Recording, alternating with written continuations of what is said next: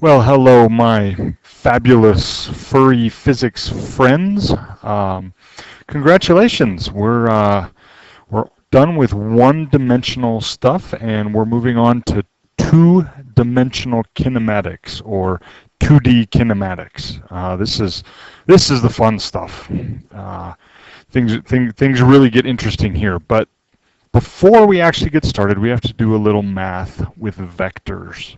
And you should have seen this a little bit in your math classes, but you probably don't remember. So we'll do a little reminder, and hopefully you're not saying, "But why? I hate vectors." Um, I'm hoping we don't make these too painful, and we get through them without too much trouble. I'll help you. Let me explain why. We need vectors to do projectiles. A projectile is anything you throw or kick or toss or shoot out of a gun or lots of fun things. We also need vectors when things go in curves or they go in circles. Pretty much anything in two dimensions. Now, a couple of the problems and things like that, we've snuck in a second dimension without you really knowing it. So the good news is you've already seen this a little bit, and there's not it's not going to be a total huge shift in things. All right, what the heck is a vector? All a vector is a number with a direction, and it's not a big deal. We deal with this all the time. We've done this a whole bunch. For example, let me show you what we've already done. Displacement. We drew an arrow. That's how we draw vectors. We draw arrows. We had the starting place and it goes to the ending place. That's the displacement. And I didn't use the word vector. We just used arrows. And we said that was the displacement. So fantastic, you've already done it. Velocity, we draw velocity as a vector already, right? When the velocity gets bigger, it's accelerating. When it gets smaller, it's decelerating. All right? Acceleration is a vector too. All right? We've said it accelerates up or it accelerates down or to the right or to the left. We already put a direction on it without even knowing it. And gravity, that's an acceleration. But let's think about it. Gravity, we always say, what direction does it go? It goes down. So we've been playing with this already. Not a big deal at all. All right, let's get on to the math with the vectors. First thing, when you move a vector, all right, let me tell you what I mean by that. I'm going to have a number line, and I'm going to walk from 0 out to 3. And I'm going to draw my vector going along here, just like that. I walked from 0 to 3. My displacement was 3. Okay? Now, here's a question. If I go out to 5, and let's say I start there, and I still go 3 in the same direction, I'm going to end up at 8. Now notice something. Those vectors, if I'd drawn my number line better, would be exactly the same length. We call those equivalent vectors. All right? I can take those vectors and I can move it. So I could move the one from that's over at 5, all right, this one here, and I could move it over and put it right on top of the other one, and they would be the same. My displacement would be the same no matter where I started. And we talked about that earlier. Does it matter where your 0 is? No, it doesn't matter. The displacement is the same. The vector is exactly the same no matter where it is. It's still 3 long, and it's pointing in the same direction. And that's, in physics, all we care about. Well, it's not all we care about, but alrighty, so that's the first thing. You can move vectors around and they stay equivalent. You haven't changed anything. Alright?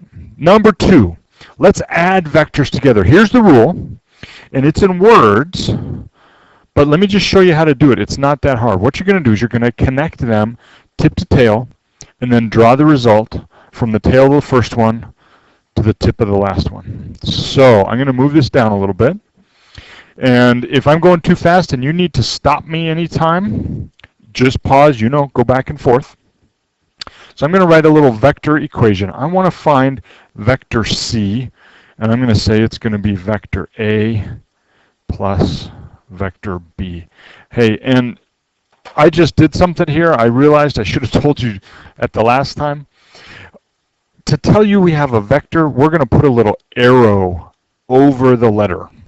So our velocity vectors are going to have little arrows over them. All right? Sorry about that, I forgot. So we want to find vector C, that's vector A plus B. So we're going to start with vector A, and then we're going to take vector B, because I have a fancy little smartboard here. I'm going to slide it over.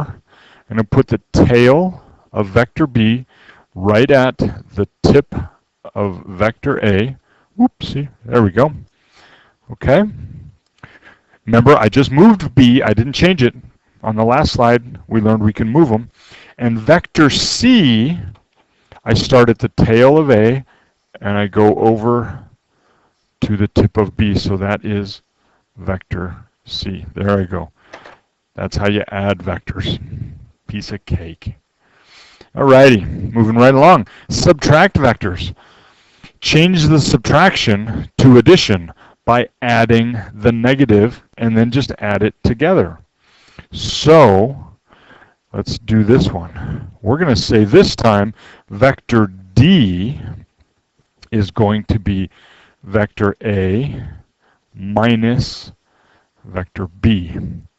So what does it say to do? We change the sign of the second one and make it addition. So that's going to be vector A plus the negative of vector B. All right. So what's the negative of vector B? All you do is you put the arrow on the other end. Okay. So I'm going to try and do this with my little smartboard. So I'm going to take that arrow, and I'm going to delete him, and I'm going to draw the vector over there. And then I'm going to take all of that stuff, and I'm going to group it together so it moves together. And I'm going to take, got to fix something.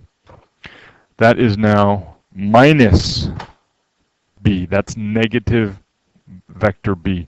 So I better group them again. And there we go. And now, ready? I'm going to now do vector A plus the negative of vector B. So I'll put vector negative B right there. Okay? And then, once again, go from the end of A up to the end of B, and that is vector D. Okay, we're going to have to do a little bit of both of those. You guys notice something. Vector C and vector D are very different, right? Different directions totally. So you definitely got to pay attention to that. Last bit of vector math. See, this wasn't so bad.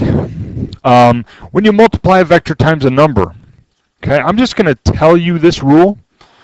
The direction doesn't change, and all you do is you change the length by however many times. So if we go 2 times vector A, so let's go vector B equals 2. 2 is not a vector, times vector A.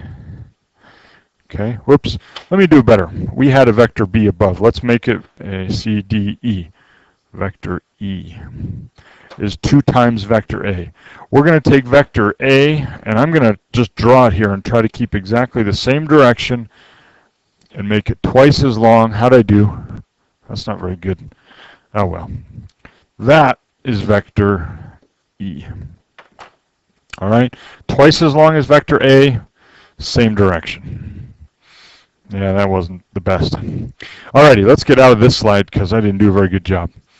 So all those things we gave a direction to, we need to turn into vectors. So the old way we did velocity was delta x over delta t, which is x final minus x initial. Now the new way is going to be that displacement vector instead of delta x.